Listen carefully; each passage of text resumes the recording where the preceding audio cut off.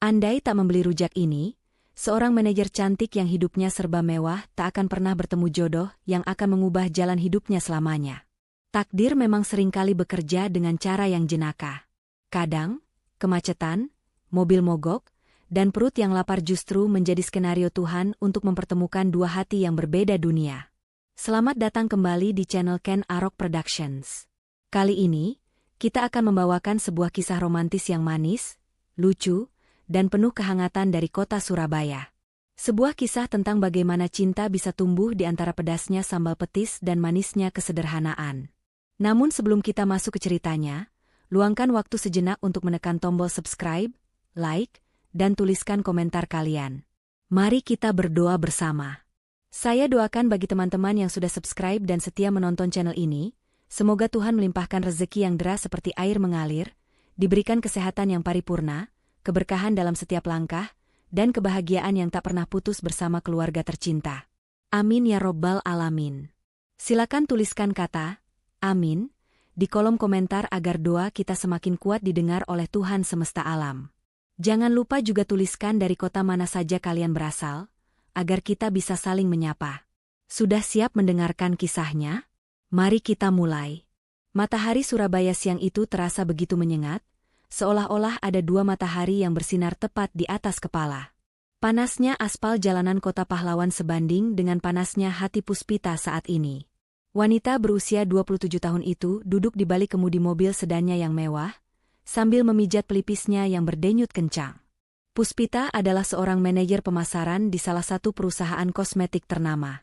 Biasanya, ia tampil prima, penuh percaya diri, dan tak terkalahkan. Namun hari ini, benteng pertahanannya runtuh. Bayang-bayang rapat daring yang baru saja berakhir masih menghantui pikirannya. Suara lantang direktur utama yang memarahinya di depan semua staf masih terngiang jelas di telinga. Bagaimana bisa target tim kamu meleset 10% bulan ini? Puspita? Saya tidak mau dengar alasan. Kamu itu manajer. Selesaikan atau posisi kamu saya evaluasi. Kalimat pedas itu jauh lebih menyakitkan daripada terik matahari di luar sana. Puspita menghela napas panjang, mencoba menahan air mata agar riasan wajahnya yang mahal tidak luntur. Ia hanya ingin segera sampai di apartemennya yang dingin, mandi air hangat, dan melupakan hari yang buruk ini. Namun, nasib sial sepertinya belum puas bermain-main dengannya. Tepat saat melintasi jalan Basuki Rahmat yang padat merayap, mobilnya tersendat. Mesin yang biasanya halus itu batuk-batuk kecil sebelum akhirnya mati total di tengah jalan. Aduh, tolonglah, jangan sekarang, keluh Puspita sambil memukul setir dengan frustrasi. Ia mencoba memutar kunci kontak berkali-kali. Namun nihil, mesin mobil itu tetap diam membisu, seolah mengejek pemiliknya yang sedang kelelahan. Suara klakson dari kendaraan di belakang mulai bersahutan, membuat kepanikan Puspita semakin menjadi-jadi. Dengan tangan gemetar, ia meraih ponselnya dan menghubungi bengkel langganan. Halo, Pak? Mobil saya mogok di Basuki Rahmat. Bisa kirim derek sekarang? Ucapnya cepat. Suara di ujung telepon terdengar ragu. Waduh, Bu Manajer, derek kami sedang keluar semua. Paling cepat 1 jam lagi baru bisa sampai sana. Puspita mematikan sambungan telepon dengan kasar. 1 jam? Menunggu 1 jam di dalam mobil yang pendingin udaranya mati sama saja dengan bunuh diri perlahan. Keringat mulai menetes dari dahinya, merusak tatanan rambutnya yang sempurna. Perutnya tiba-tiba berbunyi nyaring, mengingatkan bahwa ia belum makan siang karena sibuk merevisi laporan sejak pagi. Rasa lapar bercampur emosi membuatnya nekat. Puspita memutuskan keluar dari mobil. Ia akan membiarkan mobilnya di pinggir jalan dan menunggu bantuan sambil mencari makan. Dengan mengenakan blazer kerja yang rapi dan sepatu hak tinggi 7 cm, Puspita melangkah turun ke trotoar yang panas. Sial banget sih hari ini. Panas, macet, lapar, dimarahi bos pula. Lengkap sudah penderitaan. Gerutunya sambil berjalan tertatih-tatih. Kakinya yang terbiasa berjalan di lantai kantor berkarpet kini, harus beradu dengan kerasnya paving trotoar. Setiap langkah terasa menyiksa. Puspita terus berjalan tanpa arah yang pasti, matanya menyapu sekeliling mencari tempat yang layak untuk berteduh dan mengisi perut, berharap hari sial ini segera berakhir. Tanpa ia sadari, Langkah kakinya yang lelah itu justru sedang menuntunnya menuju sebuah pertemuan yang tak pernah ia duga sebelumnya. Langkah kaki Puspita semakin berat. Sepatu hak tinggi yang ia kenakan bukanlah teman yang baik untuk menyusuri trotoar Surabaya yang tidak rata. Debu jalanan mulai menempel di ujung sepatunya yang mengkilap, membuat wanita itu semakin ingin berteriak karena kesal. Namun, di tengah kekesalan yang memuncak, hidungnya menangkap sesuatu. Sebuah aroma terbawa angin. Bukan bau asap knalpot, melainkan wangi gurih kacang tanah yang baru digoreng, bercampur dengan aroma bawang putih yang ditumis, dan tentu saja, bau khas yang sangat menggoda bagi lidah orang Jawa Timur, petis udang. Seketika, perut Puspita bereaksi. Suara keroncongan yang cukup keras terdengar dari balik blazernya, seolah memprotes karena diabaikan sejak pagi. Puspita menelan ludah. Kakinya yang tadi lemas seolah mendapat tenaga baru, menuntunnya mengikuti arah datangnya aroma tersebut. Beberapa meter di depan, di bawah rindangnya pohon trembesi, berdiri sebuah warung tenda sederhana dengan spanduk berwarna hijau cerah bertuliskan, Rujak Cingur Rujak Buah Cak Tirta. Puspita ragu sejenak. Ia biasa makan di restoran berpendingin ruangan dengan pelayan berseragam rapi. Makan di pinggir jalan seperti ini bukanlah gayanya. Namun, rasa lapar dan pusing di kepala memaksanya membuang gengsi. Dengan wajah ditekuk dan sisa-sisa kewibawaan sebagai manajer, ia menyingkap tirai tenda dan masuk ke dalam. Suasana di dalam warung cukup ramai, namun tertib. Di balik gerobak kayu yang bersih, seorang pria muda sedang sibuk dengan cobek batu besar. Tangannya cekatan menggerus bumbu, iramanya teratur seperti sedang menari. Pria itu mendongak saat menyadari kehadiran pelanggan baru. "Silakan, Mbak. Masih ada kursi kosong di pojok situ," sapa pria itu dengan suara yang ramah dan renyah. Puspita tidak menjawab, hanya mengangguk singkat dengan wajah masam. Ia duduk di kursi plastik, masih sambil memijat keningnya. Peluh menetes di lehernya. Ia merasa lengket dan tidak nyaman. Pria penjual rujak itu, Tirta, menghampiri meja Puspita untuk mencatat pesanan. Ia melihat tamunya ini tampak seperti benang kusut. Cantik, berpakaian mahal, tapi aura wajahnya mendung sekali. Tirta tersenyum, memperlihatkan gigi gingsulnya yang manis. "Mau pesan apa, Mbak? Rujak cingur, rujak buah, atau gado-gado?" tanya Tirta sopan. Puspita menjawab ketus tanpa melihat wajah Tirta. Matanya sibuk melihat jam tangan. "Rujak cingur 1. Jangan lama-lama ya, saya sedang buru-buru. Dan tolong mejanya dilap lagi, ini agak berdebu." Alih-alih tersinggung dengan nada bicara Puspita yang memerintah, Tirta justru tertawa kecil sambil mengeluarkan lem bersih dari saku celemeknya dan mengelap meja itu sekali lagi dengan sigap. "Siap, laksanakan. Tapi cemberutnya ditaruh dulu ya, Mbak. Sayang loh, nanti rujaknya jadi ikut pahit kalau yang makan cemberut terus. Biar saya buatkan yang spesial supaya suasana hatinya membaik," goda Tirta santai.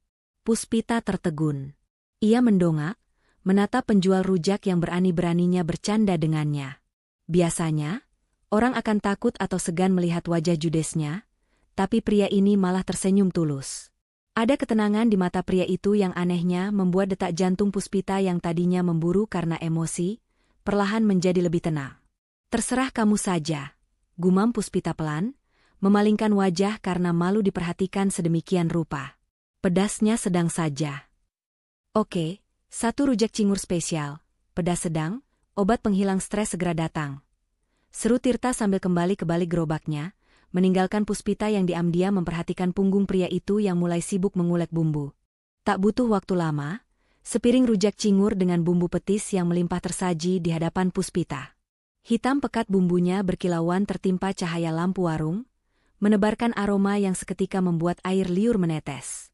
Tanpa menunggu dipersilakan 2 kali, Puspita langsung menyambar sendok dan garpu.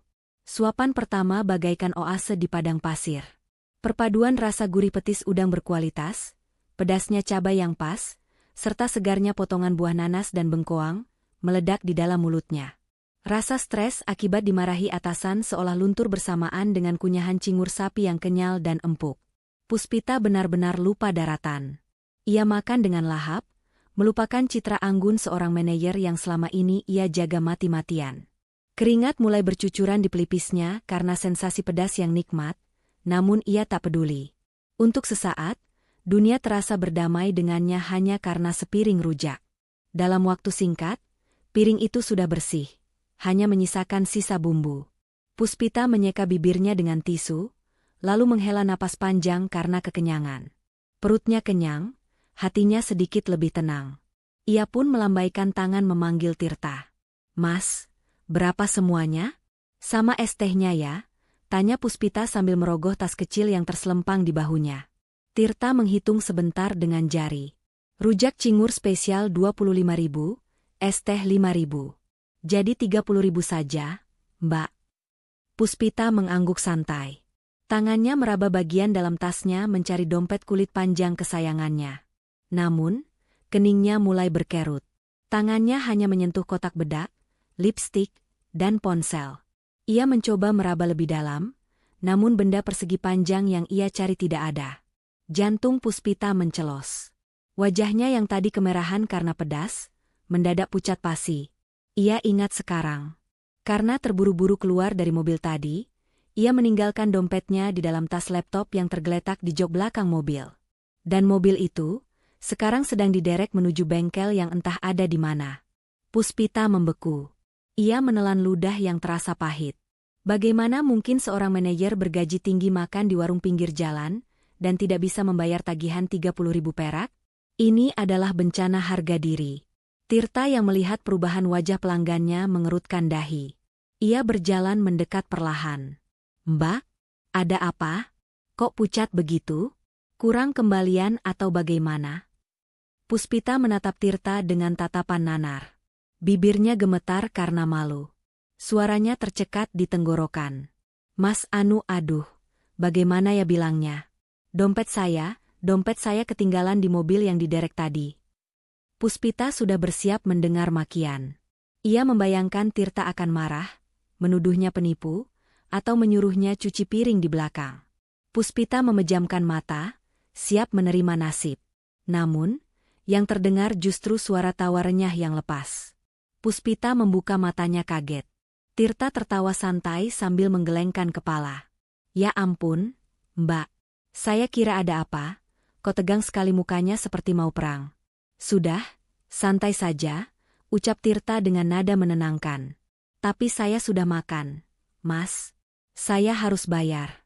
"Saya bukan orang yang suka makan gratisan," sanggah Puspita panik. Tirta tersenyum lebar, tatapannya teduh. "Dengar ya Mbak, rezeki itu sudah ada yang atur. Mbak makan di sini saja saya sudah senang warung jadi ramai. Bayarnya kapan-kapan saja kalau Mbak lewat sini lagi. Kalau ternyata Mbak tidak sempat lewat sini lagi, ya sudah, anggap saja ini sedekah Jumat dari saya." Puspita melongo. "Tapi ini kan hari Selasa, Mas." "Ya tidak apa-apa, kan? Sedekah tidak harus menunggu hari Jumat. Anggap saja sedekah Jumat yang dimajukan harinya," jawab Tirta jenaka, membuat Puspita kehabisan kata-kata melihat kebaikan hati penjual rujak yang sederhana ini. Harga diri adalah mata uang paling berharga bagi Puspita. Mendengar kata, sedekah, dan gratis dari mulut Tirta, bukannya merasa lega, Puspita justru merasa gengsinya tercabik-cabik. Ia adalah seorang manajer pemasaran yang memimpin puluhan staf, terbiasa menandatangani kontrak bernilai ratusan juta rupiah. Masa iya, untuk urusan perut seharga 30.000 rupiah saja ia harus dikasihani? Tidak. Puspita menolak menjadi pengemis berkedok pelanggan yang ketinggalan dompet. Wajah Puspita menengadah, matanya menatap Tirta dengan sorot tekad yang kuat. Ia kembali mengaduk-aduk isi tasnya dengan panik. Ia tidak mungkin meninggalkan ponselnya, karena itu adalah nyawanya untuk bekerja. Jam tangannya terlalu mahal dan sulit dilepas. Hingga akhirnya, jari-jarinya menyentuh sebuah benda plastik keras yang tergantung pada tali kain yang halus. Dengan gerakan cepat, Puspita menarik benda itu keluar dan menyodorkannya tepat di depan wajah Tirta. Itu adalah kartu tanda pengenal karyawan miliknya, lengkap dengan foto dirinya yang berpose formal dan tulisan jabatan, manajer pemasaran, di bawah namanya. "Tidak, Mas. Saya tidak terima dikasihani. Saya punya prinsip hidup untuk tidak berhutang, sekecil apapun itu," ucap Puspita dengan nada tegas, seolah sedang presentasi di ruang rapat. "Ini jaminannya. Pegang kartu ini." Di situ ada nama lengkap dan kantor saya. Kalau saya tidak balik lagi besok, Mas boleh datangi kantor saya dan tagih hutangnya di depan satpam. Tirta terlonjak kaget melihat benda yang disodorkan itu. Ia mengambil kartu tersebut dengan hati-hati, lalu memandangnya dengan seksama. Ia melihat foto Puspita di kartu itu tanpa tersenyum manis dan profesional. Sangat kontras dengan wanita berantakan dan judes yang berdiri di depannya sekarang. Namun, ada kilatan geli di mata Tirta. Waduh, jaminannya berat sekali ini, Mbak. Kartu sakti manajer pemasaran, goda Tirta sambil membolak-balik kartu itu seolah sedang memeriksa keaslian berlian. Sebenarnya tidak perlu sampai begini, saya percaya kok dari wajah Mbak yang yah, walaupun agak galak, tapi sepertinya jujur. Puspita mendelik tajam mendengar kata, galak. Mas mau terima atau tidak? Kalau tidak, saya lapor polisi karena merasa tidak enak hati sudah makan tapi tidak bayar. Ancam Puspita asal bunyi karena bingung harus bicara apa lagi. Tirta tertawa lagi, kali ini lebih pelan namun hangat. Ia mengangguk tanda menyerah menghadapi keras kepalanya sang manajer cantik. Baiklah, Bu Manajer. Saya terima jaminannya. Kartu ini akan saya simpan baik-baik di laci kasir, di tempat paling aman, dijaga 7 lapis semut biar tidak hilang. Puspita mendengus pelan, namun diam-diam ada rasa lega yang menjalar di dadanya. Setidaknya, ia pulang dengan kepala tegak, bukan sebagai pencuri rujak. Bagus. Besok saya pasti kembali. Awas kalau kartu itu sampai lecet atau berminyak kena bumbu petis. Peringat Puspita sambil membenahi letak tasnya dan berbalik pergi meninggalkan warung. Tirta menatap punggung Puspita yang menjauh, lalu kembali menatap foto di kartu itu. Ia tersenyum simpul, menggelengkan kepala melihat tingkah laku pelanggannya yang unik itu. Siap, Bu Manajer Puspita. Saya tunggu kedatangannya, gumamnya pelan. Keesokan harinya, tepat saat jam istirahat kantor dimulai, Puspita sudah gelisah di kursinya. Bukan karena tumpukan laporan yang harus diperiksa, melainkan karena bayang-bayang kartu identitasnya yang masih disandera di warung rujak. Namun, jauh di lubuk hatinya, ada rasa penasaran yang menggelitik untuk kembali melihat senyum jenaka si penjual rujak itu. Demi menutupi gugupnya, Puspita menyeret Clara, staf administrasi sekaligus sahabat karibnya yang terkenal heboh. Aduh, Mbak Pus, pelan-pelan dong jalannya. Panas banget ini loh, beda aku bisa luntur nanti. Keluh Clara sambil berusaha mensejajarkan langkah kakinya dengan bosnya yang berjalan cepat seperti sedang mengejar pencuri. Sudah jangan bawel, Clar. Temani aku ambil kartu identitas. Lagi pula kamu bilang bosan makan catering kantor terus. Kan? Di sana rujaknya enak, bumbunya medok. Dali Puspita tanpa menoleh, padahal jantungnya sudah berdegup kencang saat melihat tenda hijau itu mulai terlihat di ujung jalan. Begitu sampai di depan warung, Clara langsung menyenggol lengan Puspita. Matanya membelalak saat melihat sosok Tirta yang sedang melayani pelanggan dengan kaos polos bersih dan celemek yang rapi. Mbak itu tukang rujaknya? Bisik Clara dengan nada genit yang tidak ditutup-tutupi. Pantas saja Mbak Puspita rela ninggalin kartu identitas. Kalau penjualnya model begini sih, aku rela ninggalin kartu keluarga sekalian. Hus, jangan malu-maluin. Desis Puspita sambil mencubit pinggang Clara, wajahnya memerah menahan malu. Tirta yang menyadari kedatangan mereka langsung menghentikan aktivitasnya sejenak. Senyum manis berhias gingsul itu kembali merekah, menyapa Puspita seolah menyambut kawan lama. Wah, panjang umur. Baru saja dibatin, Bu Manajer sudah muncul. Mau menebus sandera atau mau nambah hutang lagi nih? Mbak, sapa Tirta jenaka, membuat beberapa pelanggan lain ikut tersenyum. Puspita berusaha memasang wajah datar dan profesional, meski gagal total karena pipinya merona. Saya mau bayar hutang yang kemarin, Mas. Sekalian pesan 2 porsi lagi untuk saya dan teman saya ini. Puspita meletakkan selembar uang berwarna biru di atas etalase kaca. Tirta menerimanya dengan sopan, lalu merogoh laci kasirnya. Ia mengeluarkan kartu identitas Puspita. Namun, ada yang berbeda. Kartu itu kini terbungkus rapi di dalam plastik pelindung bening yang baru, sangat bersih tanpa noda sedikit pun. Ini kartunya, Bu Manajer. Sudah saya masukkan ke plastik pelindung biar tidak kotor kena debu jalanan atau cipratan bumbu petis. Kan sayang kalau foto secantik itu jadi buram kena noda. ucap Tirta tulus sambil menyerahkan kartu itu dengan kedua tangannya. Puspita tertegun menerima kartu itu. Ia tidak menyangka Tirta akan seperhatian itu pada hal sekecil ini.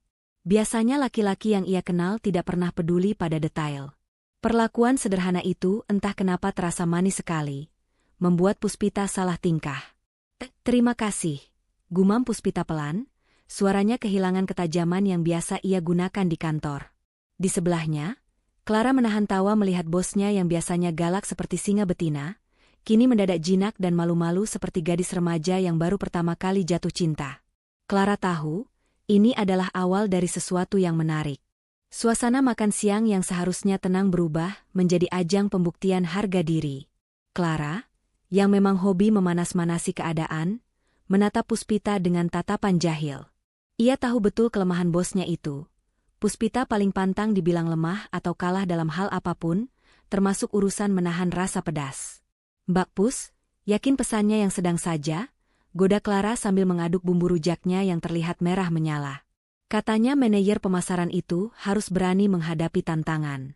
Masa sama cabai rawit saja takut? Penonton saluran video makan-makan saja berani tingkat dewa. Loh? Telinga Puspita langsung panas mendengar tantangan itu. Sifat kompetitifnya yang tidak mau kalah langsung tersulut. Ia menoleh ke arah Tirta yang sedang menyiapkan pesanan mereka. Mas Tirta, batalkan pesanan pedas sedang tadi. Ganti dengan yang super pedas. Cabainya kasih 15, tidak, 20 sekalian. Biar teman saya ini tahu siapa ratu pedas sesungguhnya. Seru Puspita lantang, mengabaikan mata Clara yang terbelalak kaget karena tidak menyangka tantangannya ditanggapi seserius itu. Tirta menatap Puspita dengan ragu. Waduh, Mbak, yakin? Cabai rawit hari ini lagi jahat lo pedasnya. Jangan memaksakan diri kalau tidak kuat. Sudah, buatkan saja, Mas. Saya ini orangnya tahan banting, jawab Puspita sombong. 5 menit kemudian, Puspita menyesali kesombongannya. Rujak dengan 20 cabai itu benar-benar maut. Baru 3 suapan, wajah Puspita yang putih bersih langsung berubah merah, padam seperti kepiting rebus. Keringat sebesar biji jagung bercucuran deras dari pelipisnya. Bibirnya bengkak kemerahan, dan mata indahnya mulai berair menahan sensasi terbakar di lidah. Namun karena gengsi di depan Clara, ia terus menyuap meski tangannya mulai gemetar. Hahaha enak kok, Clar. Segar banget, ucap Puspita terbata-bata, berusaha tersenyum meski air mata sudah meleleh di pipi.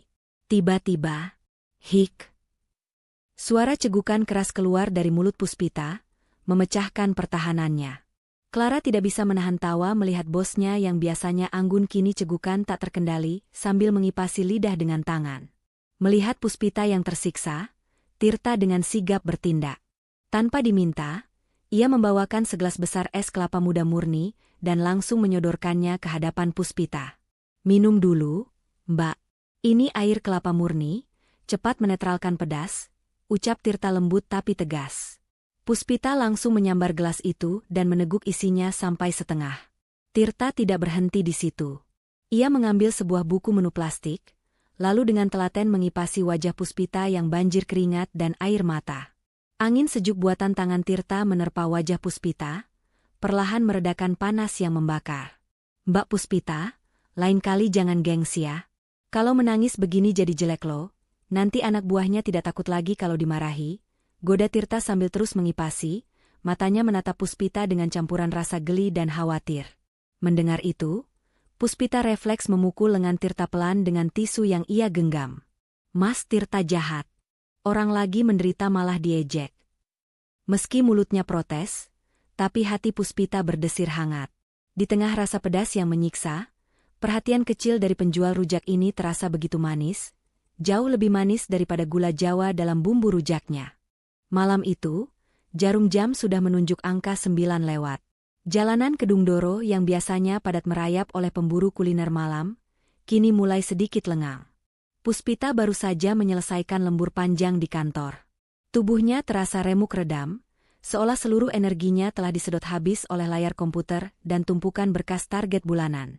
Alih-alih langsung pulang ke apartemennya yang sepi, mobil Puspita justru berbelok pelan dan berhenti di depan tenda hijau milik Tirta. Ia butuh sesuatu yang hangat, atau mungkin seseorang yang hangat. Namun, belum sempat Puspita memesan, langit Surabaya yang sejak sore mendung pekat, tiba-tiba menumpahkan isinya. Hujan turun dengan derasnya, mengguyur aspal panas hingga menimbulkan uap berbau tanah basah. Angin kencang membuat pelanggan lain yang baru selesai makan berlarian menuju kendaraan masing-masing, meninggalkan warung itu kosong melompong. Kini, di bawah naungan terpal tenda yang dipukul ribuan butir air hujan, hanya tersisa Puspita dan Tirta. Tirta dengan sigap menutup sisi-sisi tenda agar air tidak tampias masuk, menciptakan ruang kecil yang tertutup dan intim, terpisah dari hiruk-pikuk dunia luar yang basah kuyup. Melihat Puspita yang duduk memeluk tas kerjanya dengan tatapan kosong, Tirta tidak banyak bertanya. Ia menyeduh segelas teh manis hangat dengan uap yang mengepul, lalu meletakkannya perlahan di depan wanita itu. Diminum dulu, Mbak. Mumpung hangat. Hujannya awet sepertinya, jadi santai saja dulu, ucap Tirta lembut, lalu menarik kursi plastik dan duduk berhadapan dengan Puspita, menjaga jarak sopan namun cukup dekat untuk mengobrol tanpa perlu berteriak melawan suara hujan. Puspita menyesap teh itu. Kehangatannya menjalar ke tenggorokan, sedikit meredakan ketegangan di pundaknya. Ia menatap Tirta, pertahanan dirinya sebagai manajer tangguh perlahan runtuh. Capek ya, Mas? Tanya Puspita pelan, suaranya nyaris tenggelam oleh deru hujan. Kadang saya iri sama Mas Tirta. Kelihatannya hidup santai, tidak dikejar target, tidak dimarahi bos. Tirta tersenyum simpul, matanya menatap butiran hujan yang menetes dari ujung terpal. Setiap orang punya medannya sendiri, Mbak Pus. Mungkin saya tidak dikejar target perusahaan, tapi saya dikejar amanah. Warung ini warisan nenek saya. Cita-cita saya bukan cuma jualan rujak seumur hidup di pinggir jalan, tapi saya ingin rasa warisan ini bisa dinikmati lebih banyak orang, di tempat yang lebih layak. Puspita terdiam. Ia baru menyadari bahwa di balik kesederhanaan Tirta, tersimpan visi yang besar dan keteguhan hati yang kokoh. Pria ini bukan sekadar pedagang kaki lima biasa. Maaf, saya jadi curhat. Rasanya saya seperti robot. Kerja, target, pulang, tidur. Begitu terus sampai tua, keluh Puspita, kali ini dengan nada yang lebih rapuh. Mbak bukan robot. Robot tidak bisa menangis kepedesan dan tidak bisa tertawa cantik seperti Mbak. Hibur Tirta tulus. Istirahat itu perlu, Mbak. Dunia tidak akan runtuh kalau Mbak berhenti lari sebentar buat menikmati teh hangat. Malam itu, di tengah hujan deras Kedung Doro, dua manusia berbeda dunia itu saling berbagi cerita. Tidak ada jabatan manajer, tidak ada status pedagang. Yang ada hanya Puspita dan Tirta, serta benih-benih rasa nyaman yang mulai tumbuh subur, sesubur tanah yang disiram hujan malam itu. Hari Minggu adalah hari keramat bagi para pemburu kuliner di Surabaya. Siang itu, warung tenda Tirta benar-benar digempur serangan pelanggan. Antrian pembeli mengular hingga keluar tenda, sementara meja-meja penuh sesak oleh keluarga yang ingin menikmati makan siang. Di balik gerobak, Tirta tampak kewalahan. Tangannya bergerak secepat kilat mengulek bumbu, memotong cingur, dan membungkus pesanan, namun tetap saja jumlah pesanan baru datang lebih cepat daripada yang bisa ia selesaikan. Keringat membasahi kaos punggungnya, dan wajahnya tampak kelelahan meski senyum tidak pernah lepas dari bibirnya. Puspita datang di waktu yang tidak tepat. Niat awalnya hanya ingin mampir sebentar sepulang dari salon, menikmati rujak manis favoritnya. Namun, melihat Tirta yang berjuang sendirian, seorang asistennya sedang izin sakit, hati nurani Puspita terusik. Ia melihat Tirta hampir menyenggol toples kerupuk, karena terburu-buru melayani 3 pesanan sekaligus. Tanpa pikir panjang, Puspita meletakkan tas kulit mahalnya di atas kursi plastik di sudut yang aman. Ia menggulung lengan kemeja blusnya yang rapi, lalu melangkah mantap mendekati gerobak. Sini buku catatannya, Mas. Biar aku yang catat pesanan, Mas fokus ngulek saja. Ucap Puspita tegas, mengambil alih buku nota kecil yang tergeletak di meja. Tirta terbelalak kaget. Loh, Mbak Pus? Jangan, nanti bajunya kotor. Ini lagi ramai banget. Loh? Sudah, jangan bawel. Daripada pelanggan kabur karena menunggu terlalu lama, potong Puspita sambil langsung berbalik menghampiri meja pelanggan yang baru datang. Disinilah kelucuan mulai terjadi. Puspita, yang terbiasa dengan standar pelayanan kantor yang kaku dan formal, membawa gaya itu ke warung kaki lima. Ia menghampiri sekelompok bapak-bapak pengemudi ojek daring yang sedang istirahat makan siang. Dengan postura tegak dan senyum sopan yang tertata, Puspita bertanya sambil memegang pena dengan anggun. "Selamat siang, Bapak. Mohon maaf menunggu. Boleh saya tahu pesanan Bapak apa saja? Apakah ingin tingkat kepedasan tertentu untuk kenyamanan Bapak?" Tanya Puspita dengan nada bicara seperti sedang melayani nasabah prioritas di bank. Bapak-bapak itu saling pandang, bingung sekaligus takjub diperlakukan sehormat itu. Anu Mbak, rujak cingur pedas 1, kerupuknya 2. Baik, 1 rujak cingur dengan tingkat kepedasan tinggi dan tambahan 2 kerupuk. Mohon ditunggu sebentar ya Pak. Pesanan Bapak akan segera kami proses sesuai antrian. Jawab Puspita sambil mencatat dengan tulisan tangan bersambung yang sangat rapi dan indah di kertas buram nota warung.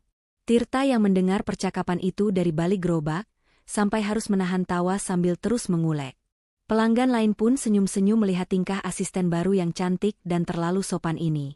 Puspita bahkan sempat bingung saat harus membungkus kerupuk ke dalam plastik.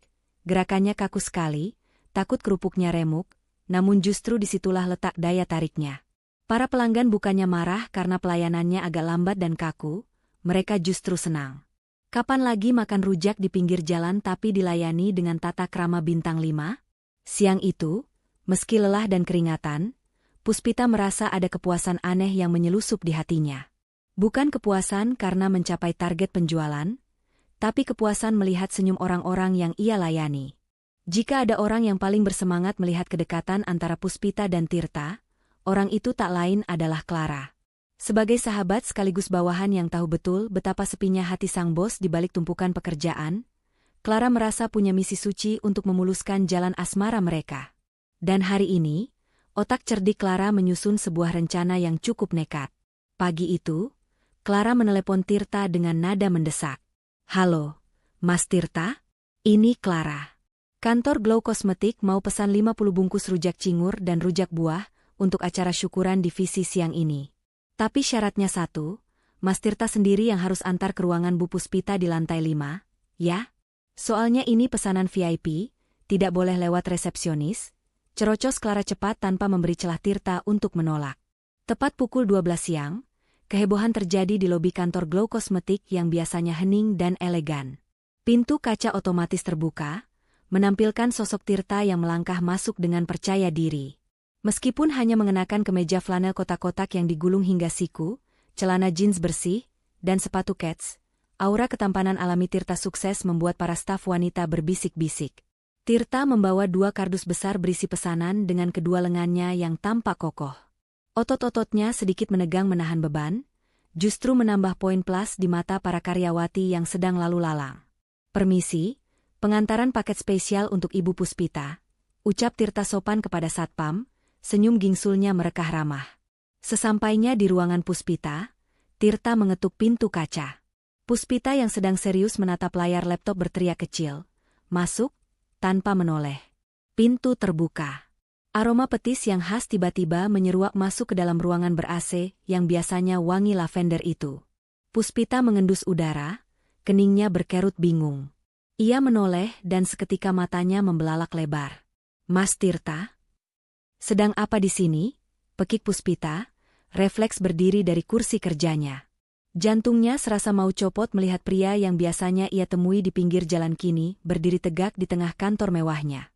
Mengantar amanah dari asisten Mbak yang super sibuk itu. Katanya ada syukuran, jawab Tirta santai sambil meletakkan kardus berat itu di meja tamu. Belum sempat Puspita menjawab, Clara tiba-tiba muncul di ambang pintu bersama beberapa rekan kerja lainnya yang penasaran ingin melihat sosok Abang Rujak yang sering diceritakan Clara. "Wah, sudah sampai. Terima kasih ya, Mas Ganteng," seru Clara heboh. Puspita wajahnya memerah padam. Ia malu karena Tirta melihat sisi formalnya, tapi di saat yang sama, ia merasakan desiran bangga yang aneh. Melihat Tirta yang tetap tenang, sopan, dan tidak minder sedikitpun meski berada di lingkungan perkantoran elit, membuat Puspita sadar satu hal, Tirta punya kelasnya sendiri. Pria itu dengan luwes menyapa rekan-rekan Puspita. "Selamat siang semuanya, silakan dinikmati rujaknya."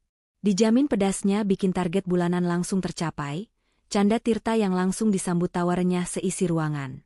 Puspita hanya bisa geleng-geleng kepala sambil tersenyum simpul.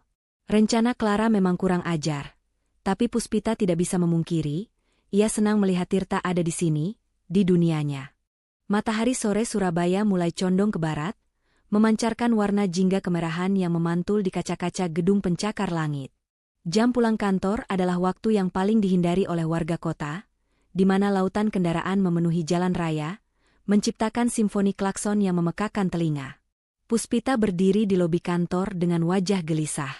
Ponselnya terus menampilkan aplikasi pemesanan taksi daring yang berputar-putar mencari pengemudi. Sudah 15 menit ia menunggu, namun belum ada satupun pengemudi yang mau mengambil pesanannya karena macet yang menggila di sekitar area perkantoran. Mobilnya masih menginap di bengkel, dan sopir kantor sudah pulang lebih dulu. Saat Puspita hendak membatalkan pesanan dengan kesal, sebuah suara motor berhenti tepat di depan lobi. Bukan motor gede yang gagah atau motor sport yang berisik, melainkan sebuah motor matic sederhana berwarna hitam yang bersih mengkilap. Si pengendara membuka kaca helmnya, menampilkan sepasang mata teduh yang sangat Puspita kenal. "Loh, Bu Manayer belum pulang?" Sedang menunggu jemputan pangeran berkuda putih, sapa Tirta jenaka sambil mematikan mesin motornya. Rupanya ia baru saja selesai merapikan kardus-kardus bekas pengantaran tadi di bagian belakang motornya. Puspita mendengus pelan, namun sudut bibirnya sedikit terangkat. Pangerannya terjebak macet. "Mas, taksi daring tidak ada yang mau ambil. Mas Tirta sendiri kenapa masih di sini?" "Biasa, merapikan tali kardus biar aman di jalan." "Kebetulan sekali kalau begitu. Daripada menunggu taksi yang tidak pasti, bagaimana kalau pulang bareng saya? Ojek pribadi spesial, tarifnya cukup bayar pakai senyum," tawar Tirta santai sambil menepuk jok belakang motornya yang kosong. Puspita ragu sejenak. Ia melihat rok kerjanya dan sepatu hak tingginya. Namun melihat antrian kendaraan yang tak bergerak dan langit yang mulai gelap, tawaran Tirta terdengar sangat menggoda. "Tapi saya berat loh, Mas. Nanti motornya tidak kuat nanjak." Canda Puspita mencoba menutupi kegugupannya. "Tenang saja, motor ini sudah biasa bawa beban hidup. Kalau cuma bawa bidadari si enteng," balas Tirta cepat yang membuat pipi Puspita memanas. Tanpa banyak bicara lagi, Tirta menyodorkan sebuah helm cadangan. Puspita menerimanya dengan ragu, takut helm itu bau apek seperti helm ojek pada umumnya. Namun saat ia memakainya, ia terkejut. Helm itu wangi, aroma segar seperti pewangi pakaian yang baru dijemur. Tirta benar-benar pria yang apik dan bersih. Puspita pun naik ke boncengan dengan hati-hati. Awalnya, ia duduk dengan kaku, memberikan jarak antara tubuhnya dan punggung Tirta. Tangannya memegang besi behel di bagian belakang motor, posisi yang sangat tidak nyaman dan berisiko. Saat motor mulai melaju membelah kemacetan Jalan Raya Darmo, Tirta menyadari kekakuan penumpangnya. Ia sedikit memiringkan kepala. "Mbak Pus, pegangan ke depan saja. Surabaya jam segini banyak lubang dan rem mendadak. Bahaya kalau pegangan ke belakang begitu," ucap Tirta setengah berteriak melawan suara angin. Puspita masih gengsi. "Tidak apa-apa, Mas. Saya sudah biasa kok keseimbangan." Belum selesai Puspita bicara, sebuah angkutan kota tiba-tiba memotong jalur di depan mereka. Tirta menekan rem dengan refleks. Tubuh Puspita terdorong ke depan, menubruk punggung tegap Tirta. Tangan Puspita secara naluriah langsung melingkar erat ke pinggang pria itu untuk menahan jatuh. Jantung Puspita berdegup kencang, bukan hanya karena kaget, tapi karena kedekatan fisik yang tiba-tiba ini. Aroma tubuh Tirta, campuran wangi sabun mandi dan sedikit aroma manis gula merah, menguar masuk ke hidungnya. Tirta tidak melepaskan momen itu. Dengan lembut, ia menepuk punggung tangan Puspita yang melingkar di perutnya. "Nah, begitu lebih aman. Pegangan terus ya, jangan dilepas. Saya tidak mau kehilangan penumpang paling berharga saya." Puspita tidak membantah lagi. Ia tidak menarik tangannya kembali. Perlahan, rasa gengsinya luruh digantikan rasa nyaman yang luar biasa. Di tengah hiruk-pikuk klakson dan debu jalanan Surabaya, Puspita menyandarkan dagunya di bahu kokoh Tirta, memejamkan mata sejenak, dan menikmati perjalanan pulang paling damai yang pernah ia rasakan. Motor matic hitam itu melambat saat memasuki pelataran apartemen mewah di kawasan Surabaya Barat. Kontras yang tajam terlihat jelas. Bangunan megah menjulang tinggi dengan pilar-pilar marmer yang berkilauan, sementara Tirta dan motor sederhananya tampak begitu kecil di hadapannya.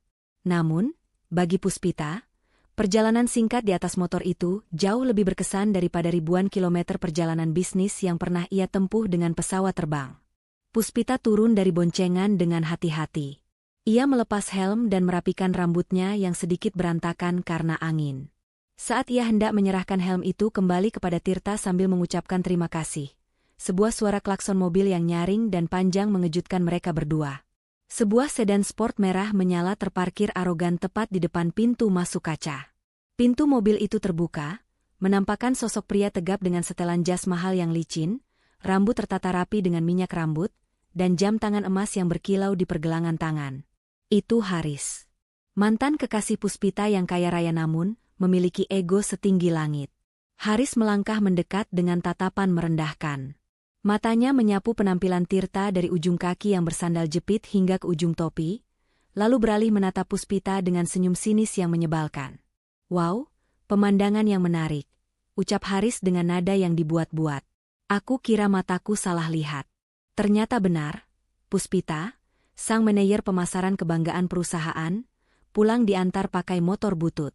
"Apa mobilmu sudah disita Bang, Pus? Atau seleramu sekarang memang turun kelas jadi selera kaki lima?"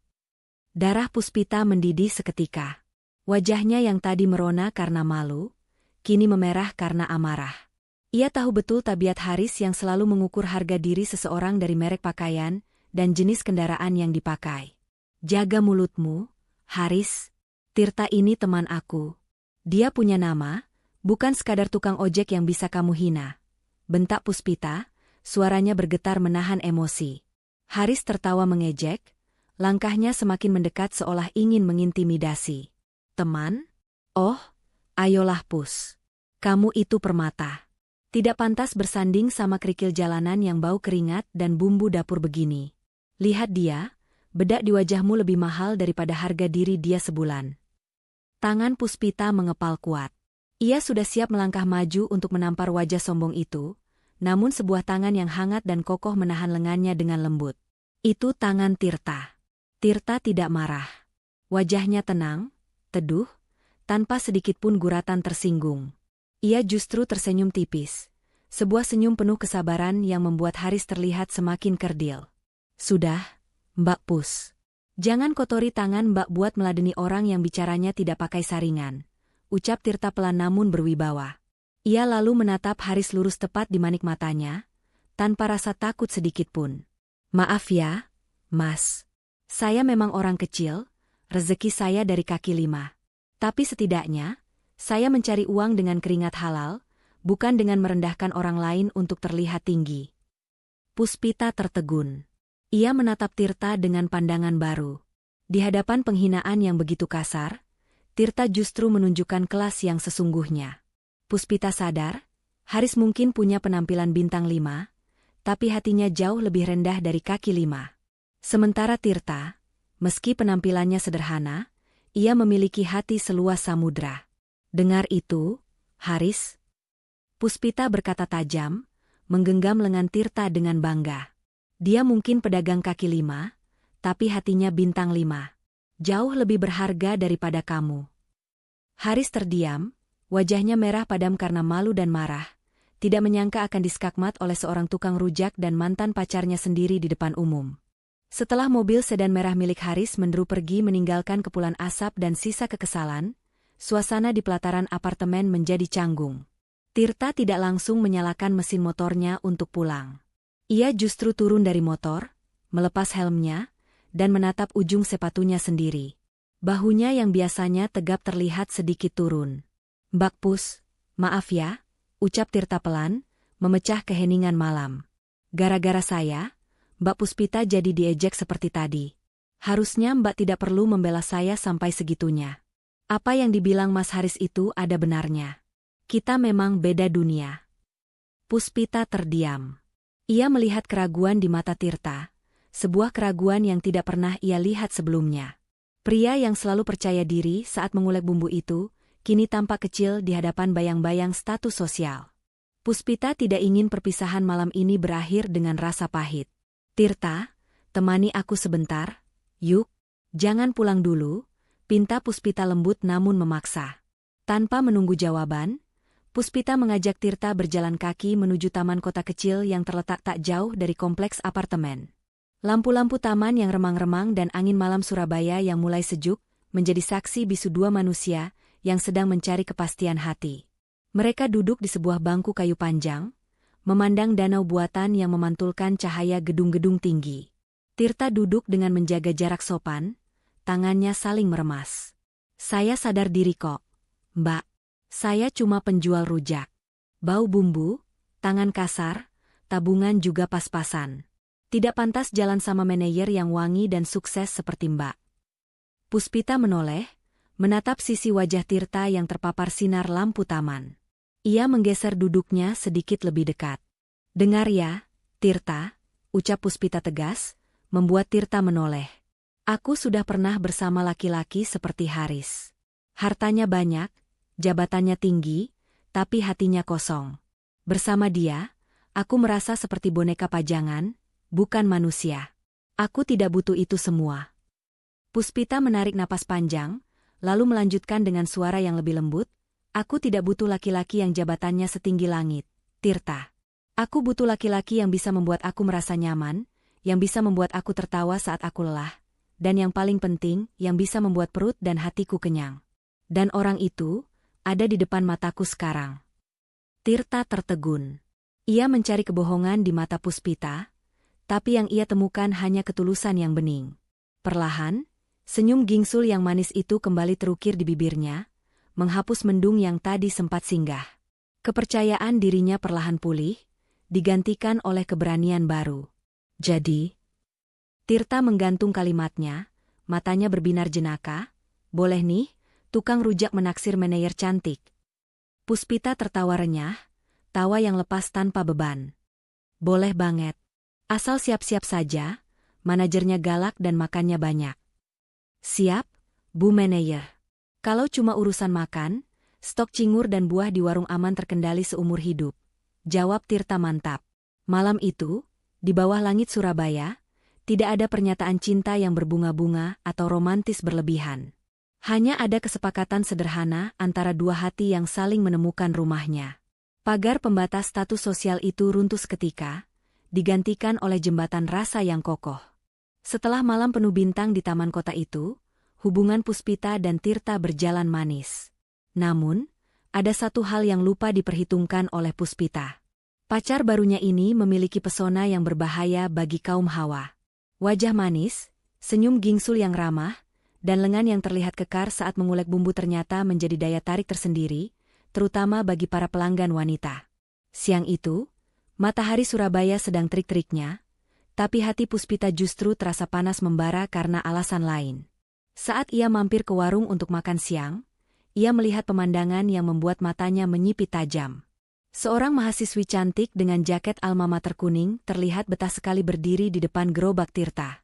Padahal pesanannya sudah siap dibungkus, tapi gadis itu masih saja mengajak Tirta mengobrol dengan nada suara yang dibuat manja. Mas Tirta, bumbunya minta dibanyakin lagi dong. Sekalian minta nomor WhatsApp-nya ya, biar kalau mau pesan lagi gampang, atau kalau mau pesan hati Mas Tirta juga bisa, goda mahasiswi itu sambil tertawa genit, memainkan rambut panjangnya.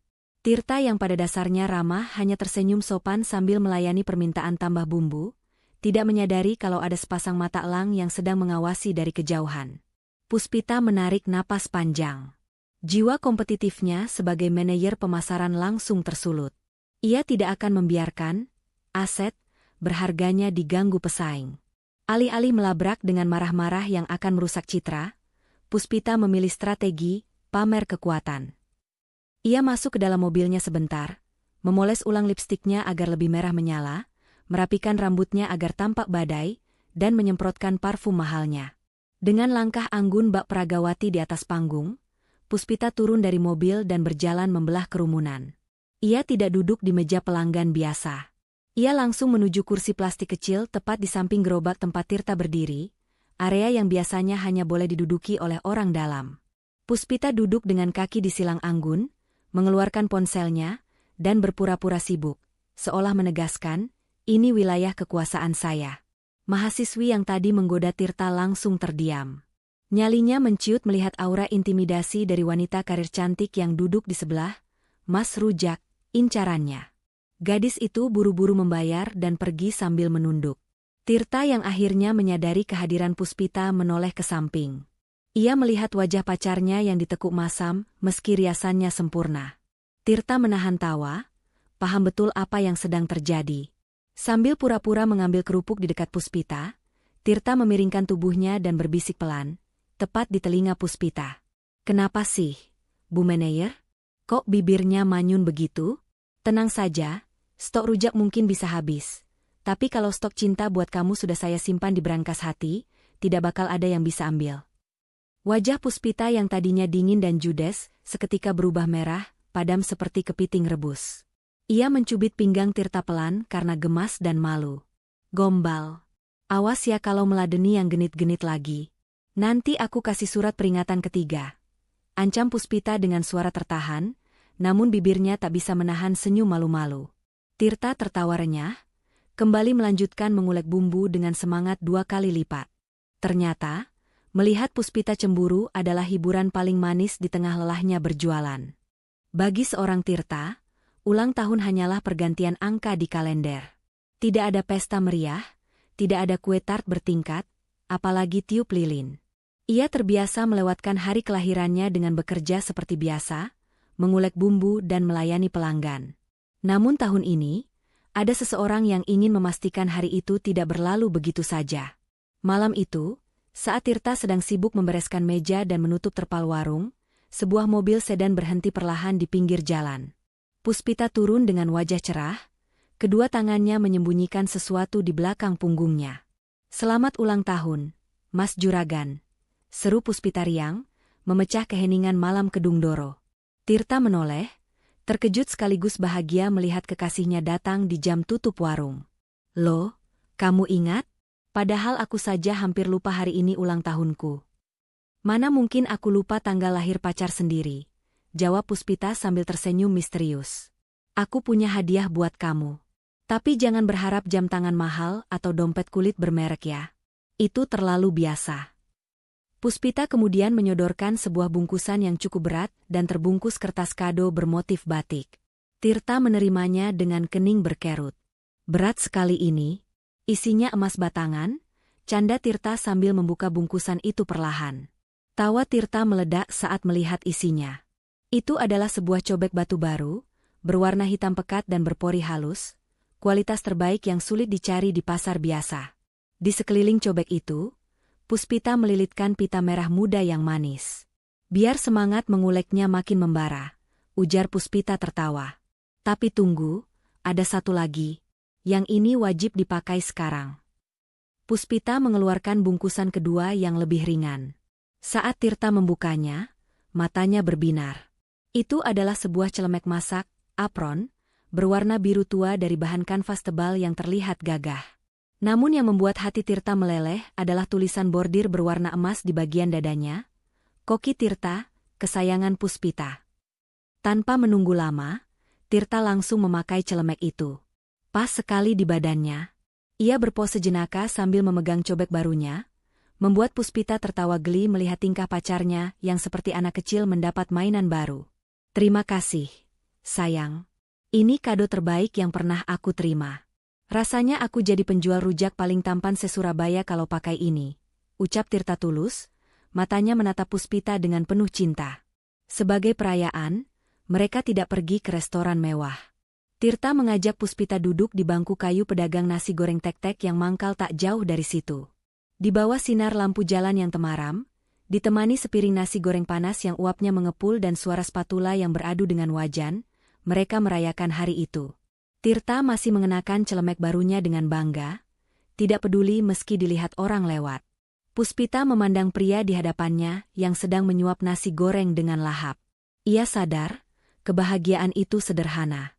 Bukan tentang makan steak di hotel bintang 5, tapi tentang makan nasi goreng pinggir jalan bersama orang yang membuat kita merasa menjadi wanita paling istimewa di dunia.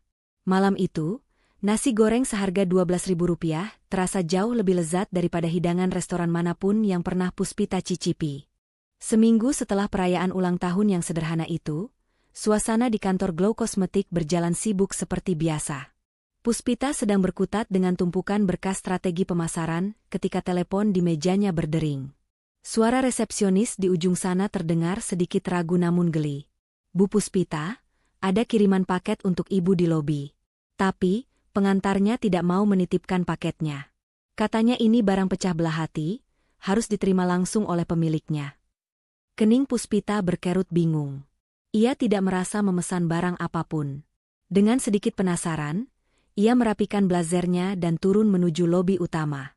Begitu pintu lift terbuka, Puspita melihat sosok Tirta berdiri di dekat meja resepsionis. Pria itu tampak rapi mengenakan kemeja batik lengan pendek yang warnanya cerah. Di tangannya, ia tidak membawa kardus rujak atau buket bunga mawar merah yang mahal, melainkan sebuah rantang susun jadul berbahan seng dengan motif bunga-bunga, persis seperti rantang yang sering dipakai ibu-ibu zaman dulu untuk mengantar makanan ke sawah. Puspita berjalan mendekat, berusaha menahan senyum melihat pemandangan unik itu. "Mas Tirta? Tumben sekali mampir jam segini. Bawa apa itu? Rujak varian baru?"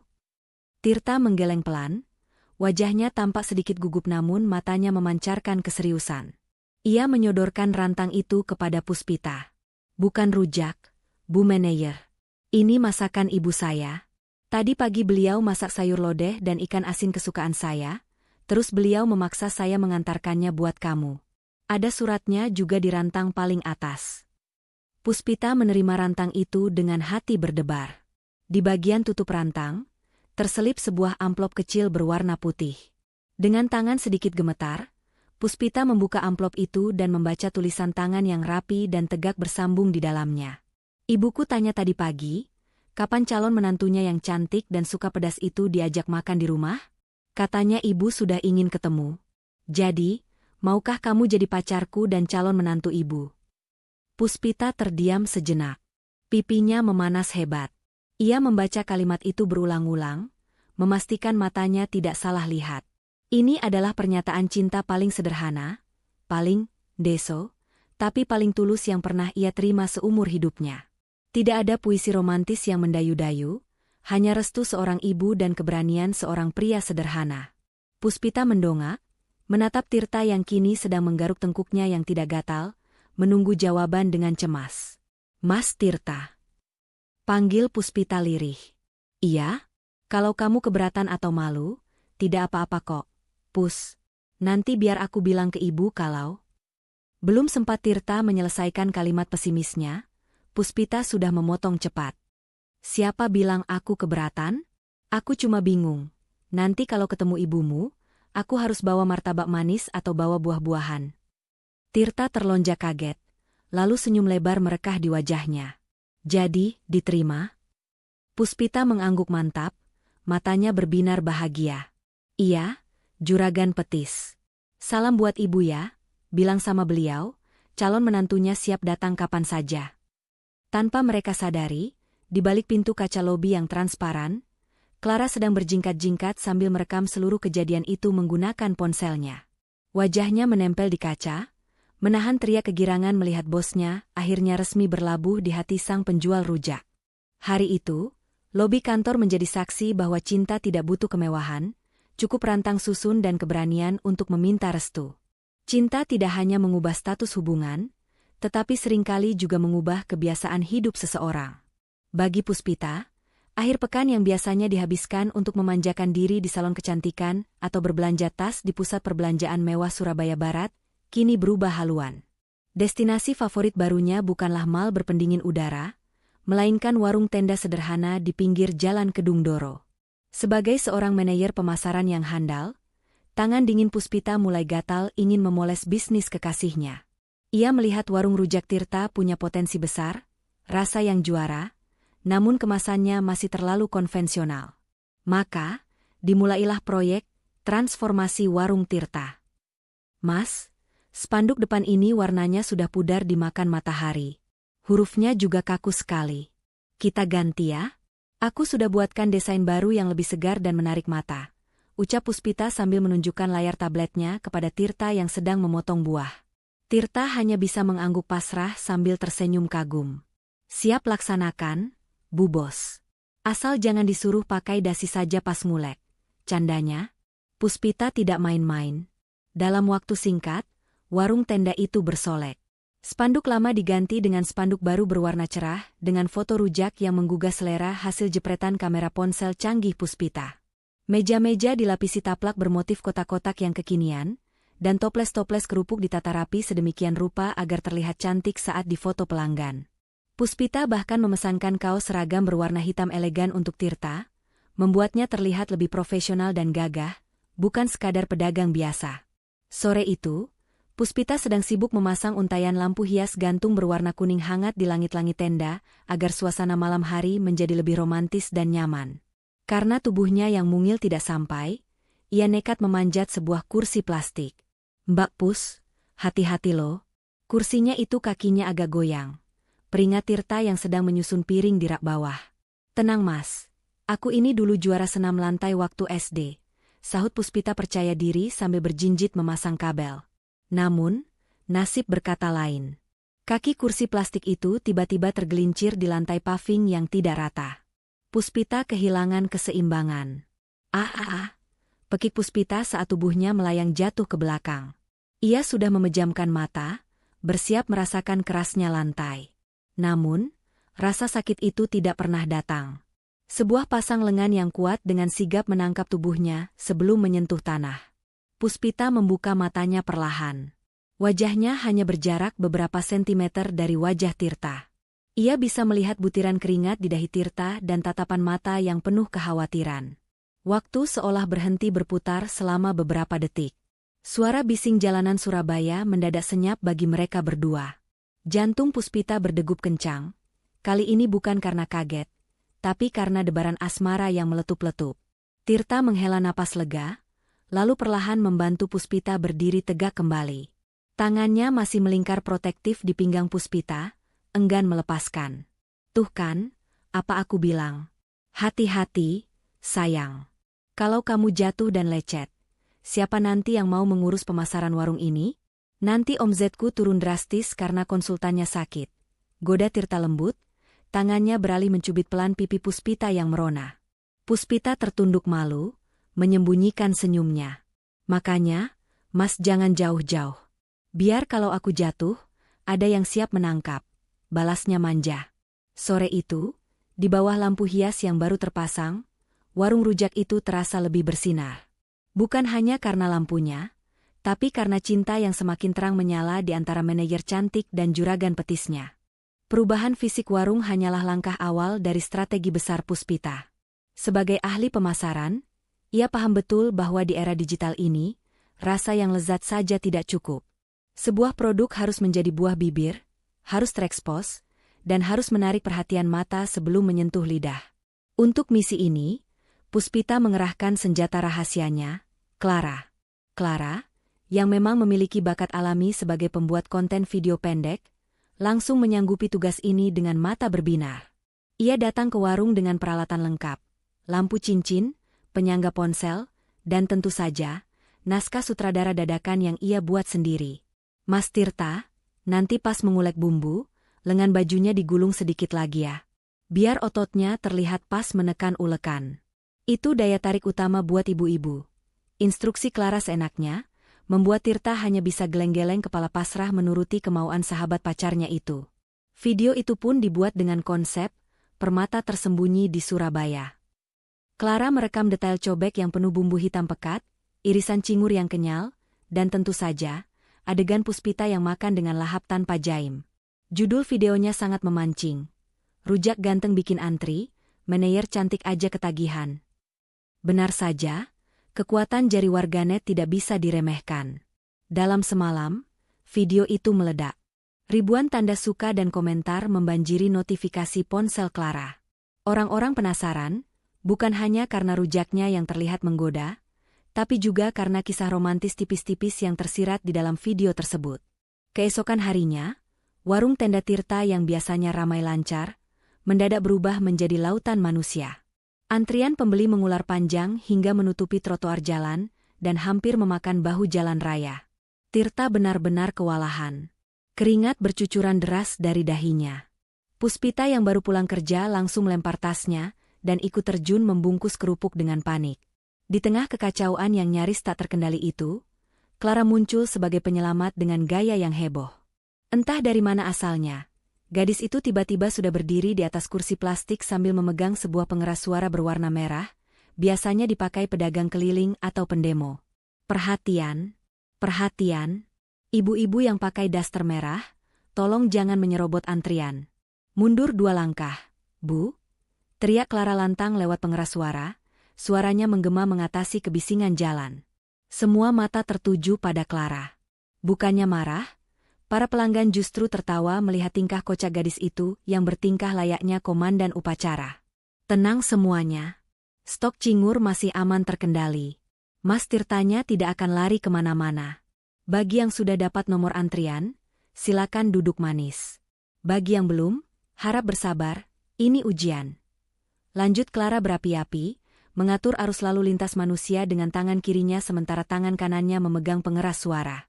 Puspita yang sedang sibuk menuang bumbu ke dalam bungkus kertas, menatap Clara sambil tertawa geli. Hebat juga temanmu itu, Clara. Cocok jadi satpam pasar. Gumam Puspita pada dirinya sendiri. Hari itu, warung Tirta mencetak rekor penjualan tertinggi sepanjang sejarah. Kaki mereka pegal bukan main.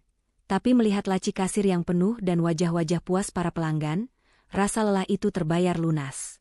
Kehebohan Clara dan strategi Puspita berhasil membuat warung sederhana itu menjadi pusat perhatian baru di kota Surabaya. Ketenaran yang datang tiba-tiba ibarat pedang bermata dua. Di satu sisi, omzet penjualan warung Tirta melonjak drastis hingga berkali-kali lipat. Namun di sisi lain, tenda sederhana berukuran 4x6 meter itu tak lagi mampu menampung antusiasme warga Surabaya. Pelanggan mulai mengeluh kepanasan, berdesak-desakan, dan waktu tunggu yang terlalu lama. Puspita, dengan insting bisnisnya yang tajam, tahu bahwa jika hal ini dibiarkan, pelanggan setia akan kabur satu persatu. Malam itu, setelah pelanggan terakhir pulang dan Tirta sedang menghitung tumpukan uang tunai yang lecek di laci, Puspita membuka laptopnya di atas meja makan yang sudah bersih. Mas, kita tidak bisa begini terus, ucap Puspita serius, memecah keheningan. Pelanggan butuh kenyamanan. Tenda ini sudah terlalu sempit. Kasihan mereka makan sambil mandi keringat, belum lagi kalau hujan deras. Tirta menghentikan hitungannya, menatap Puspita dengan wajah lelah namun penuh perhatian. Terus solusinya bagaimana? Sayang? Mau diperluas kemana lagi? Trotoarnya sudah habis. Puspita tersenyum penuh arti, lalu menunjuk sebuah bangunan ruko kosong yang berada tepat di belakang tenda mereka. Di pintunya terpampang tulisan besar, disewakan. Kita pindah ke sana, Mas. Sewa rukonya. Kita buat tempat makan yang berpendingin ruangan, ada toilet bersih, dan dapur yang lebih luas supaya Mas Tirta leluasa bergerak. Usul Puspita antusias. Wajah Tirta seketika berubah tegang. Ia menelan ludah. Baginya yang seumur hidup berjualan di kaki lima, menyewa sebuah ruko adalah lompatan yang sangat tinggi dan menakutkan. Bayangan biaya sewa yang mahal, tagihan listrik, dan pajak langsung menari-nari di kepalanya. Waduh, Pus. Sewa ruko di jalan utama begini harganya selangit. Apa uang kita cukup? Nanti kalau tiba-tiba sepi bagaimana? Uang tabunganku belum sebanyak itu untuk bayar sewa setahun di muka. Ungkap Tirta jujur, menyuarakan ketakutannya. Puspita beranjak dari kursinya, duduk di samping Tirta, dan menggenggam tangan pria itu erat-erat.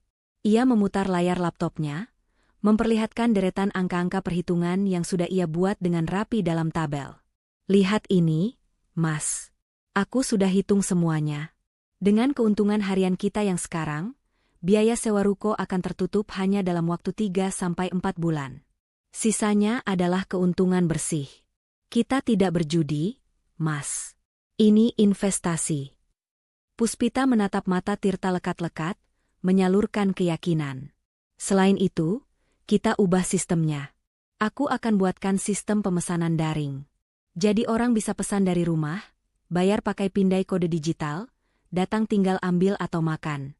Tidak perlu antri berjam-jam mencatat manual lagi. Zaman sudah berubah, Mas Tirta juga harus ikut berubah. Tirta menatap angka-angka di layar, lalu beralih menatap wajah kekasihnya yang penuh semangat.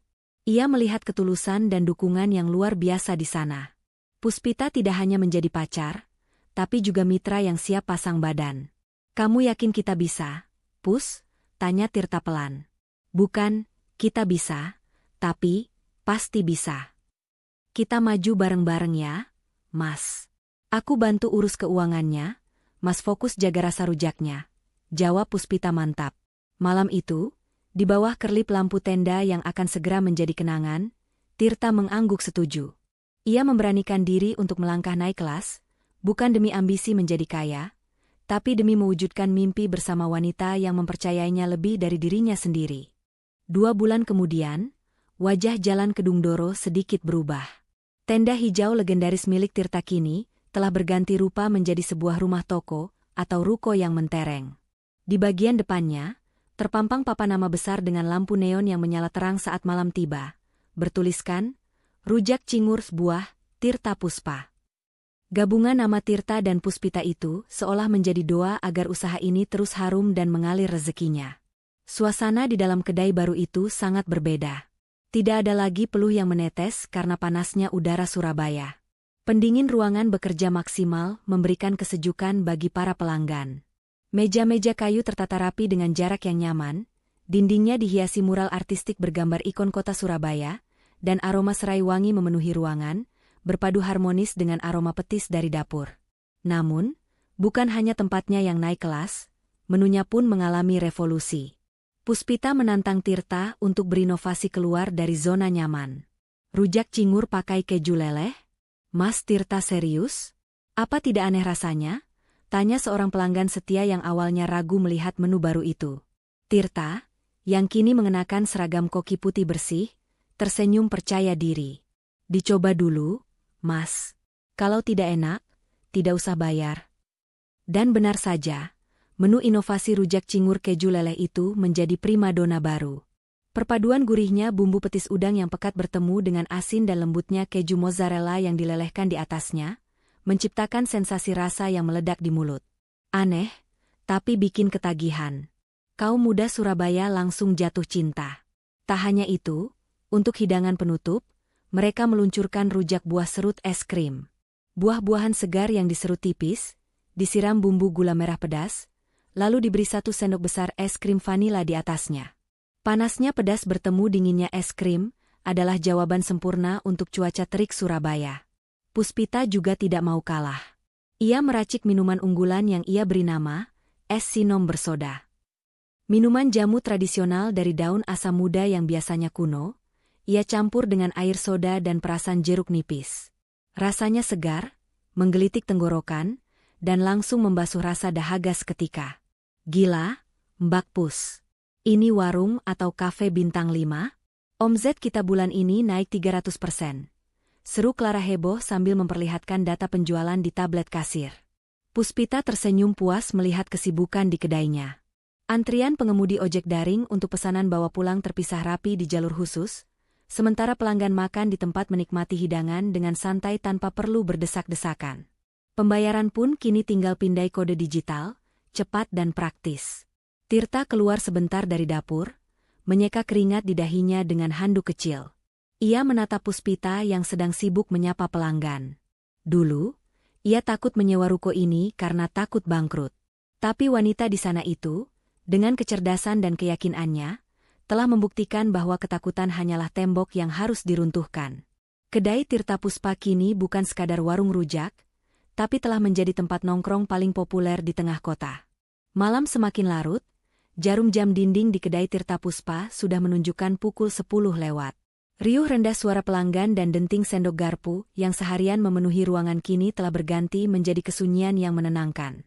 Pintu rolling door besi di depan ruko sudah diturunkan setengah, menandakan jam operasional telah berakhir.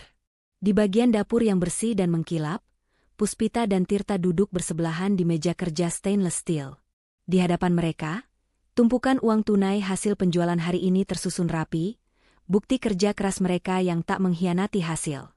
Puspita sibuk mencatat angka-angka terakhir di buku kas besar, dengan senyum puas yang tak bisa disembunyikan. "Hari ini rekor lagi, Mas. Kalau begini terus, bulan depan kita sudah bisa tambah karyawan baru," ucap Puspita riang tanpa menoleh, matanya masih terpaku pada kalkulator. Namun, tidak ada jawaban dari Tirta. Puspita yang merasa aneh pun menoleh. Ia mendapati Tirta sedang menatapnya lekat-lekat. Tidak ada senyum jenaka atau godaan usil seperti biasanya.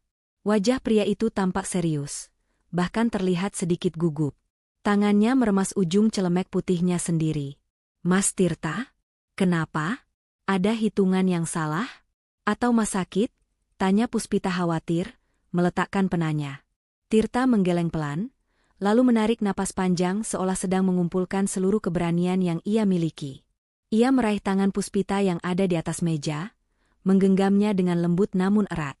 Telapak tangan Tirta yang kasar karena kerja keras terasa hangat di kulit Puspita yang halus. "Pus, warung ini sudah ramai. Bisnis kita sudah sukses. Orang-orang antri dari pagi sampai malam buat mencicipi rujak buatan kita," ujar Tirta memulai pembicaraan dengan suara rendah yang bergetar. "Tapi, rasanya masih ada satu yang sepi." Puspita mengernyitkan dahi, bingung. "Sepi apanya, Mas? Kursi penuh terus kok." "Rumah masa depanku, Pus." "Belum ada nyonyanya," jawab Tirta lembut, membuat jantung Puspita seketika berdegup kencang. Perlahan, Tirta beranjak dari kursi tingginya. Di lantai dapur yang dingin dan beraroma sisa bumbu petis itu, Tirta menekuk satu lututnya. Ia tidak peduli celana jeansnya kotor menyentuh lantai. Dengan tangan gemetar, ia merogoh saku celananya dan mengeluarkan sebuah kotak kecil berbahan beludru merah. Puspita menutup mulutnya dengan kedua tangan, matanya mulai berkaca-kaca. Ia tidak menyangka momen ini akan terjadi di sini, di dapur tempat mereka biasa berdebat soal takaran cabai dan garam. Tirta membuka kotak itu. Di dalamnya, tersimpan sebuah cincin emas sederhana dengan permata kecil yang berkilau di bawah lampu neon dapur. "Puspita, kamu sudah hebat jadi mitra bisnisku. Kamu sudah bikin usaha ini naik kelas. Sekarang, aku mau menawarkan posisi baru yang kontraknya seumur hidup, tidak ada istilah pemecatan, dan gajinya dibayar pakai kasih sayang setiap hari," ucap Tirta dengan mata berbinar tulus. "Maukah kamu jadi istriku? Jadi ibu dari anak-anakku kelak? Kita bangun cabang-cabang kebahagiaan baru bersama?" Air mata Puspita tumpah tak terbendung. Ia mengangguk cepat berkali-kali, suaranya tercekat oleh tangis bahagia. "Mau. Aku mau banget, Mas Juragan Petis." Tirta tersenyum lebar, kelegaan luar biasa terpancar di wajahnya. Ia menyematkan cincin itu di jari manis Puspita. "Pas sekali." Tirta kemudian berdiri dan langsung memeluk Puspita erat-erat, mengangkat tubuh mungil wanita itu sedikit dari lantai sambil berputar pelan. Malam itu, dapur sederhana kedai Tirta Puspa menjadi saksi bisu janji suci dua insan. Tidak ada musik orkestra, tidak ada taburan bunga mawar, hanya aroma petis dan kehangatan cinta yang menyatukan mereka untuk selamanya. Hari yang dinanti-nanti akhirnya tiba. Langit Surabaya seakan merestui penyatuan dua hati ini dengan menyuguhkan cuaca yang cerah namun teduh. Tidak ada gedung pertemuan mewah dengan pendingin udara yang membekukan tulang. Puspita dan Tirta memilih menggelar pesta pernikahan mereka di sebuah taman terbuka yang asri, dikelilingi pepohonan rindang dan hiasan bunga melati yang harum semerbak. Pesta pernikahan ini benar-benar unik, sebuah pemandangan yang jarang terjadi di kota metropolitan. Di sini, dua dunia yang sangat berbeda melebur menjadi satu dalam tawa dan kebahagiaan. Di sisi kiri, terlihat teman-teman kantor Puspita dari perusahaan kosmetik datang dengan gaun-gaun pesta yang modis, sepatu hak tinggi, dan riasan wajah yang sempurna. Sementara di sisi kanan, berbaur dengan santai, adalah para pelanggan setia warung Tirta, mulai dari bapak-bapak pengemudi ojek, ibu-ibu arisan, hingga sesama pedagang pasar yang datang mengenakan kemeja batik terbaik mereka. Tidak ada sekat pembatas, tidak ada meja khusus pejabat. Semuanya duduk bersama menikmati hidangan. Dan bicara soal hidangan, tentu saja bintang utamanya bukanlah steak daging impor atau salmon panggang, melainkan sebuah gubuk kayu cantik yang didesain khusus di tengah area pesta. Di sana tertulis, "Rujak cingur legendaris, resep cinta Tirta Puspita." Antrian di gubuk ini jauh lebih panjang daripada antrian gubuk kambing guling, membuktikan bahwa rasa memang tidak pernah bohong. Di atas pelaminan yang berdekorasi adat Jawa modern, Tirta dan Puspita berdiri bersanding. Tirta tampak gagah dengan beskap warna krem, sementara Puspita terlihat anggun mempesona dalam balutan kebaya putih sederhana namun elegan. Senyum tidak pernah lepas dari wajah mereka, menyalami tamu yang silih berganti memberikan doa restu. Yang paling mengharukan adalah kehadiran orang tua kedua mempelai. Orang tua Puspita, yang ternyata adalah sepasang pensiunan guru sekolah dasar yang sangat sederhana, tampak begitu bahagia. Mereka memeluk Tirta erat-erat, menepuk punggung menantu mereka dengan bangga. "Terima kasih ya, Nak Tirta. Bapak titip Puspita. Bapak bahagia dia mendapatkan suami yang pekerja keras dan santun seperti kamu, bukan orang kaya yang sombong," bisik ayah Puspita dengan mata berkaca-kaca, mematahkan semua anggapan orang selama ini bahwa keluarga Puspita gila harta. Di sisi lain, orang tua Tirta tak henti-hentinya mengusap air mata haru. Sang ibu memandangi Puspita seolah masih tidak percaya bahwa wanita cantik dan sukses ini kini telah resmi menjadi bagian dari keluarganya. Suasana semakin meriah berkat Clara. Sahabat Puspita ini mendaulat dirinya sendiri menjadi pembawa acara. Dengan pengeras suara di tangan dan gaya bicaranya yang ceplas-ceplos, Clara sukses membuat seluruh tamu terpingkal-pingkal. "Bapak-bapak, ibu-ibu, mohon perhatiannya. Bagi yang mau nambah rujak, silakan, tapi ingat kolesterol ya. Dan bagi para jomblo yang datang, jangan iri melihat kemesraan pengantin kita. Ingat, jodoh bisa datang dari mana saja, bahkan dari antrian rujak sekalipun." Seru Clara heboh, disambut tepuk tangan riuh para tamu. Haris, sang mantan yang sombong, tentu saja tidak terlihat batang hidungnya. Puspita sengaja tidak mengundangnya, karena hari ini adalah hari untuk merayakan cinta yang tulus, bukan ajang pamer kekayaan. Hari itu, taman tersebut dipenuhi oleh energi positif, tawa lepas, dan perut yang kenyang. Sebuah perayaan sederhana yang membuktikan bahwa kebahagiaan sejati tidak diukur dari kemewahan pesta, melainkan dari hangatnya kebersamaan orang-orang tercinta. Waktu bergulir begitu cepat, seolah tak mau memberi jeda bagi kebahagiaan yang terus tumbuh di keluarga kecil ini. 1 tahun telah berlalu sejak pesta pernikahan di taman itu. Kedai Tirta Puspa kini semakin mapan, menjadi salah satu ikon kuliner wajib kunjung di Surabaya. Namun, kesuksesan materi bukanlah pencapaian terbesar mereka tahun ini. Malam itu, jam dinding menunjukkan pukul 2 pagi. Surabaya sedang lelap dalam tidurnya, diselimuti kesunyian yang jarang terjadi di kota metropolitan. Namun, di dalam kamar utama rumah sederhana namun asri yang baru mereka beli, ada pergerakan kecil yang mengganggu ketenangan malam. Puspita, dengan perut yang sudah membuncit karena usia kehamilan 7 bulan, gelisah di atas kasur. Ia bolak-balik mengubah posisi tidur, tapi matanya tetap tak mau terpejam. Rasa itu datang lagi.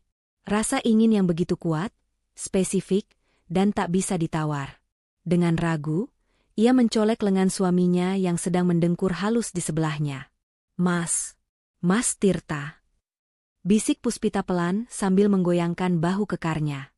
Tirta melenguh pelan, matanya menyipit berat berusaha menyesuaikan dengan cahaya lampu tidur yang remang. "Kenapa, sayang? Kakinya kram lagi? Atau haus?" tanyanya dengan suara serak khas bangun tidur, namun tangannya refleks mengusap punggung tangan istrinya. Puspita menggeleng manja, wajahnya memelas. "Bukan. Anakmu ini loh, Mas." Tiba-tiba menendang terus.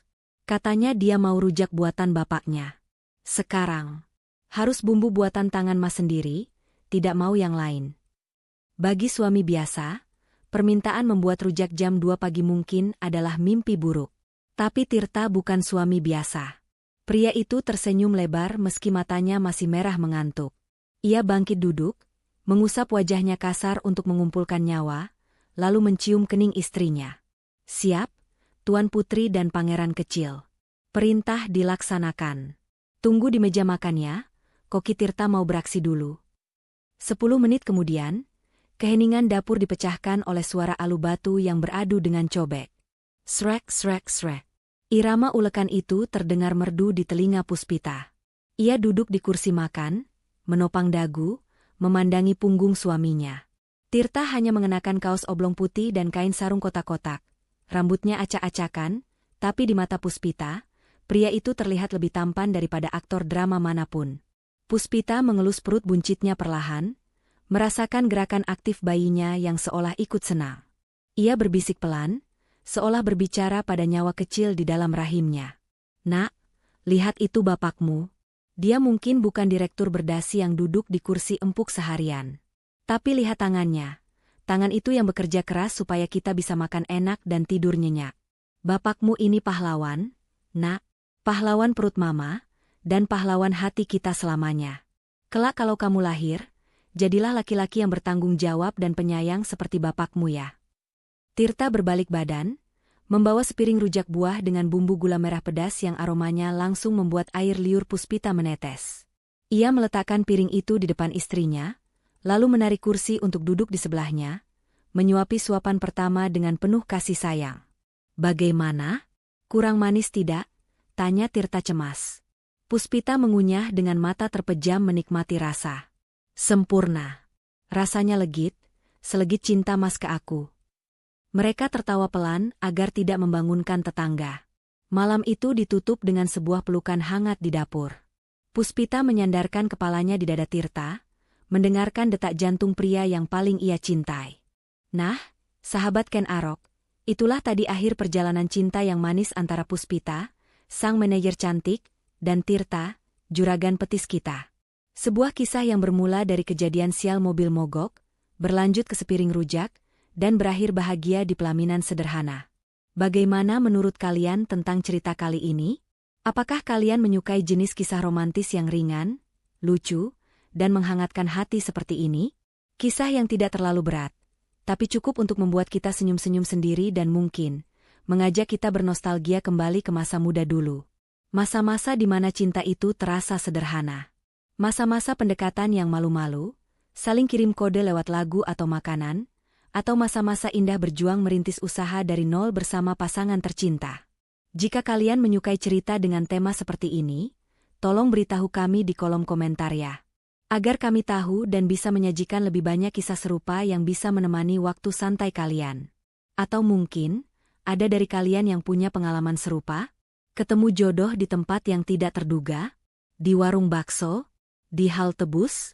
Atau di antrian supermarket? Jangan ragu untuk berbagi cerita kalian di bawah.